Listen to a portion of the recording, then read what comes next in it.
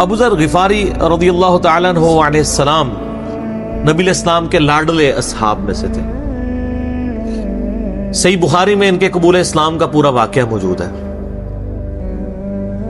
ان تک جب دعوت پہنچی کہ اس طرح ایک پیغمبر آئے ہیں مکے کی سرزمین میں جنہوں نے دعوی نبوت کیا، تو یہ انہوں نے پہلے اپنے بھائی کو بھیجا کہ خیر خبر لے کے آؤ، تو انہوں نے بتایا ہاں اس طرح ایک شخص ہے.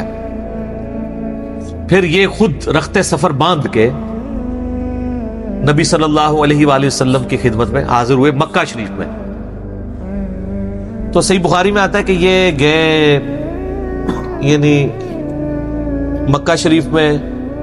اب ڈر بھی رہے تھے، میں کیونکہ ان کو پتا تھا کہ نبی علیہ السلام کی مخالفت بھی بہت زیادہ ہے، کہ اگر میں کسی سے نبی علیہ السلام کے بارے میں پوچھا تو ہو سکتا ہے میرے ساتھ کوئی ایسی ایکٹیویٹی پرفارم نہ کر دے. تو یہ حرم مکہ میں انہوں نے ڈیرا ڈال لیا، اور کہتے ہیں میں جتنے دن وہاں رہا نا تو آب زمزم ہی پیتا تھا. جب میری کھجوریں ختم ہو گئی، زمزم کھانے کا کام بھی کرتا تھا اور پینے کا بھی، زمزم طاقت والا پانی. تو کہتے ہیں سب سے پہلے میری جس شخص سے ملاقات ہوئی وہ سیدنا علی ابن ابی طالب تھے رضی اللہ تعالیٰ عنہ علیہ السلام.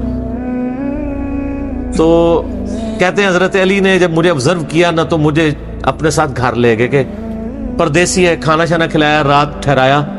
کہتے ہیں نہ انہوں نے مجھ سے پوچھا کہ کس لیے آئے ہو، نہ میں نے ان کو بتایا.